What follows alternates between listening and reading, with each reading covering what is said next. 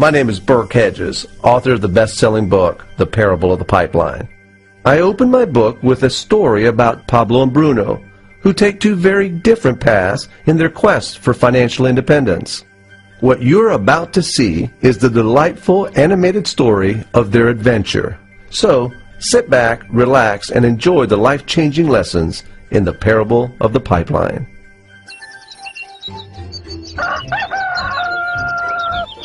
Far away, in a small village, near a beautiful valley, lived two friends, Pablo and Bruno. They were both young and dreamed of a better life for themselves.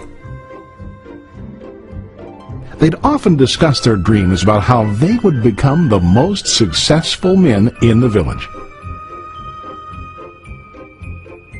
They weren't afraid of hard work, and they searched for opportunities to help realize their goals and achieve their dreams.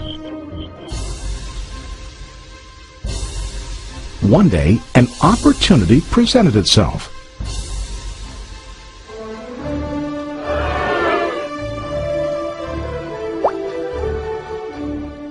The mayor of the village decided to hire two people to bring water from a spring up on the mountain, across the valley, back down to the village.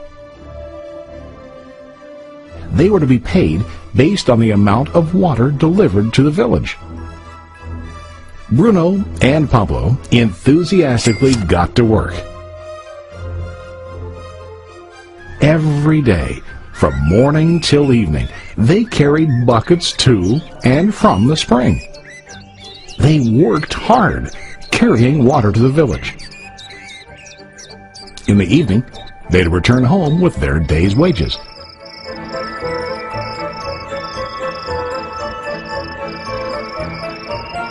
Bruno was satisfied with his work and the money he earned.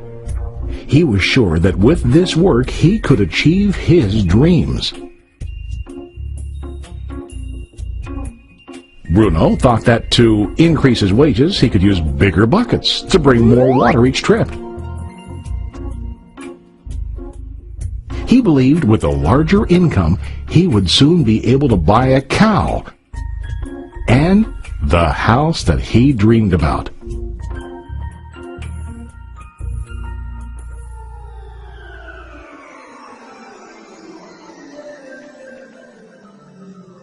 Now Pablo was not satisfied. At the end of the day, his back and hands ached, and he was exhausted. He was looking for an easier way to earn more. One day an idea occurred to Pablo. He imagined building a pipeline to deliver the water from the mountain spring to the village. With this pipeline, he could get more water to the village without carrying buckets back and forth from the spring to the village. Soon, he got very excited about his idea and began to plan. Pablo, of course, shared his idea with his friend Bruno and asked him to join with him to work on and help build the pipeline. Bruno thought the idea was crazy. All Bruno could think about was what his money could buy today and how to get it quicker. He felt that building a pipeline would slow him down and delay him in achieving his goals. Instead, Bruno got bigger buckets and went more often back and forth, fetching water. He was sure that with this method, he could make more money. Pablo decided to build the pipeline on his own. He understood that it would not be easy to build, and it would take time to complete the pipeline. Pablo knew that it could take several years to finish, but he set his mind on his goal. Every day he worked and carried water like before. But on weekends and during his spare time, he worked hard to dig in the rocky soil and build his pipeline. In the first month, there was little to show for his work.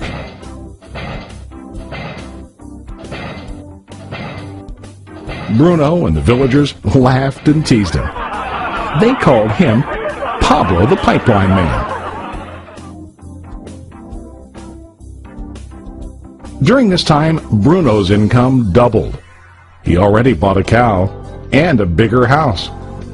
His lifestyle changed. He now spent time after work in the bar, enjoying his hard-earned wages from delivering water.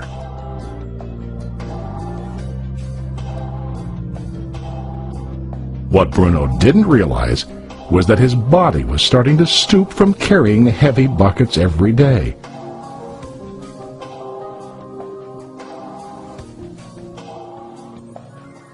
His face looked worn and his body tired. Soon, he began to carry less and less water due to the wear and tear on his body.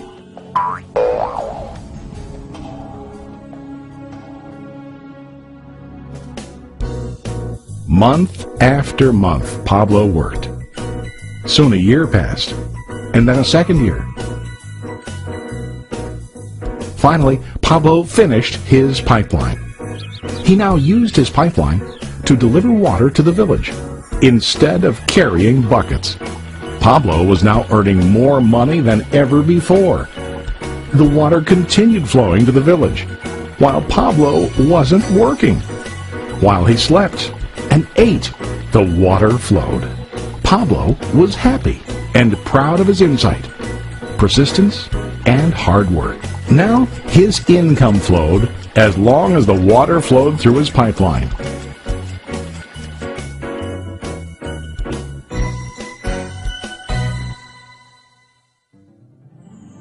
The story of Bruno and Pablo is a reflection of life. Their jobs symbolize what most people do to earn money. Bruno gets his money using buckets. He goes back and forth, carrying his buckets from the spring to the village in exchange for money. To increase his income, he either has to go more frequently to the spring or to use larger buckets. It's common in real life to increase our income by working harder. For example, working overtime or getting a second job. We also increase the size of our buckets by accepting a higher paying position, which often includes spending more time on the job. Most of us exchange time for money like Bruno. We know that every person has only 24 hours in the day and that it's not possible to use all our time to work. The most difficult time comes when we can no longer exchange time for money due to age, health, or other reasons. Then, our income stops. Now let's review what Pablo did. Very wisely, Pablo did not exchange all of his time for a limited income, but he used some of his time to build a pipeline. He knew that the pipeline would bring ongoing income as long as the water flowed. An ongoing income that multiplied the time he worked each day. Pablo knew that someday, maybe because of age or health, he would no longer be able to exchange his available time for money. Pablo knew that if he could make his idea of a pipeline work, then he only has to do the hard work of building the pipeline. After the pipeline was completed, Pablo was able to monitor and maintain the flow of water to ensure that his income will continue. Pablo has shown us that to earn an income, we don't always have to directly exchange time for money. There really are better ways. How about you? Are you still like Bruno, who directly exchanges time for money? Or do you want to be like Pablo, building and maintaining a pipeline for ongoing income? If you are interested in the idea of building your own pipeline, contact the person who lent you this presentation. You can start building your pipeline today.